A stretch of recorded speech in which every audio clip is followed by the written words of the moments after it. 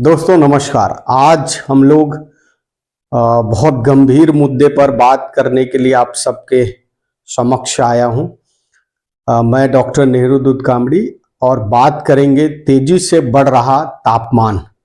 ये केवल भारत के लिए नहीं, समस्त राज्यों के लिए ये खतरा बन चुका है। भारत में हर वर्ष गर्मी का प्रकोप पहले की तुलना में अधिक खतरनाक होता जा रहा है। मई और जून के महीनों में तापमान कई राज्यों में 45 से 49 डिग्री सेल्सियस तक पहुंच रहा है। राजस्थान, दिल्ली, मध्य प्रदेश, उत्तर प्रदेश और बिहार, छत्तीसगढ़ जैसे राज्यों में भीषण गर्मी आम जनजीवन को प्रभावित कर रहा है। यह केवल मौसम परिवर्तन नहीं, जलवायु परिवर्तन की गंभीर चेतावनी है। तेजी से बढ़ता तापमान आज भारत के सामने एक बड़ी पर्यावरणीय, सामाजिक और आर्थिक चुनौती बन चुका है। तापमान बढ़ने का सबसे बड़ा कारण पर्यावरण का जो संतुलन है वो बिगड़ रहा है।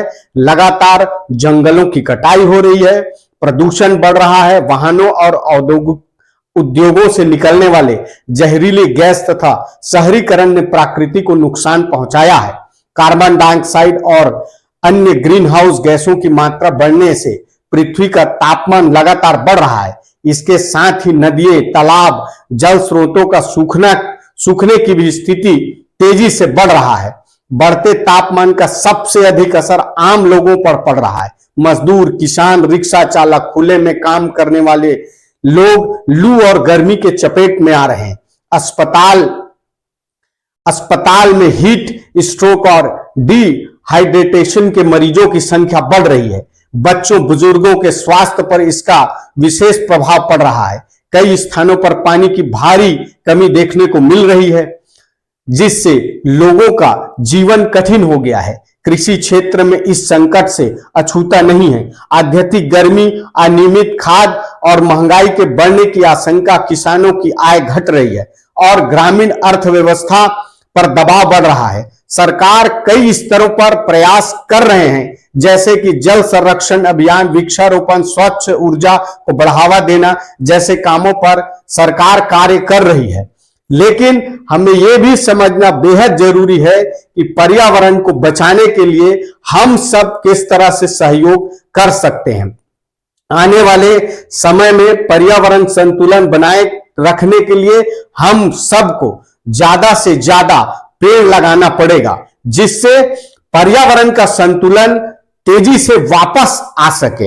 यदि हम आज पर्यावरण की रक्षा करेंगे, तभी आने वाली पीढ़ियों को पर्यावरण सही और स्वच्छ मिल सकेगा। भारत के विकास के साथ साथ पर्यावरण संरक्षण को भी बढ़ावा देना हम सबकी जिम्मेदारी है। तभी इस बढ़ते तापमान की चुनौती का सामना हम सब कर सकते हैं। देश के कई आंतरिक रूप से संवेदनशील क्षेत्रों में माओवादी हिंसा लंबे समय तक गंभीर चुनौती रही है। इस समस्या ने न केवल कानून व्यवस्था को प्रभावित किया, बल्कि विकास की गति को भी बाधित किया है। छत्तीसगढ़, झारखंड, उड़ीसा, महाराष्ट्र और आंध्र प्रदेश जैसे राज्यों के कई इलाकों में माओवादी गतिविधियों के कारण आम नागरिकों का जीवन भय और असुरक्षा के बीच बीता है। ये आप सब लोग जानते ही हैं। लेकिन हाल के वर्षों में एक महत्वपूर्ण और सकारात्मक बदलाव देखने को मिला है। कई माओवादियों ने हिंसा का रास्ता छोड़कर आत्मसमर्पण किया और अब वो समाज की मुख्य धारा में लौटने का प्रयास कर रहे हैं। यह बदलाव अपने आप में एक बड़ी उपलब्धि है। जिन लोगों के हाथों में बंदूक थी, अब वे किताब, कलम और रोजगार की ओर बढ़ रहे हैं। उनके अनेक व्यक्तिगत जीवन में परिवर्तन आ रहे हैं। ये कहीं न कहीं सरकार और आम नागरिकों के बीच का जो संबंध है वो बताता है कि जिसमें आर्थिक सहायता, कौशल विकास, प्रशिक्षण, शिक्षा, विभिन्न योजनाएं शामिल है, रोजगार की व्यवस्था शामिल है। इन पहलुओं का उद्देश्य यह सुनिश्चित करना है कि आत्मसमर्पण करने के बाद ये लोग एक सम्मानजनक और स्थायी जीवन जी सके। सरकार पुनर्वास की नीति इस दिशा में एक महत्वपूर्ण कदम है। आत्मसमर्पण करने वाले माओवादियों न केवल आर्थिक पैकेज दिया जाता है, बल्कि उन्हें स्वरोजगार के लिए प्रोत्साहित किया जाता है। कई स्थानों पर उन्हें सुरक्षा की भर्ती भी कर रही है। इनके अलावा इन्हें समाज में पुनः स्थापित करने के लिए मनोवैज्ञानिक परामर्श, सामाजिक और समर्थन भी प्रदान कर रहा है। यह पर्याप्त नहीं है। समाज की भूमिका भी उतनी ही महत्वपूर्ण है। अक्सर आत्मसमर्पण करने वाले माओवादियों को संदेह और अविश्वास की दृष्टि से देखा जाता है। यह दृष्टिकोण उनके पुनर्वास में बाधा बन जाता है।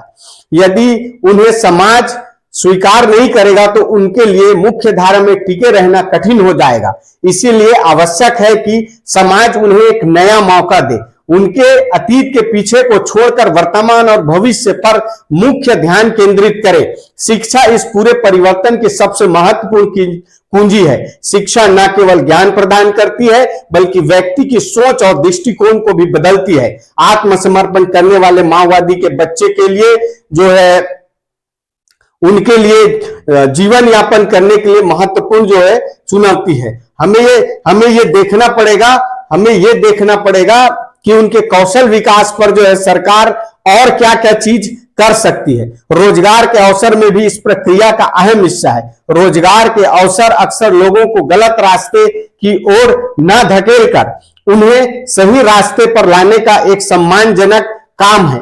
यदि आत्मसमर्पण करने वाले माओवादियों को स्थायी और सम्मानजनक रोजगार मिलता है तो ये दोबारा हिंसा की ओर न लौटने का एक बहुत बड़ा हिंसा की ओर दूर रहने का बहुत अच्छा माध्यम है। सरकार और निजी क्षेत्र में मिलकर ऐसे अवसर प्रदान करने के लिए इन लोगों की अपनी क्षमता के अनुसार काम मिल सके, इसके अलावा यह समझाने का जो है प्रयास कर रही है कि उन कारणों को समझा जाए जिसकी वजह से लोग जो है माओवादी आंदोलन में शामिल हो जाते हैं।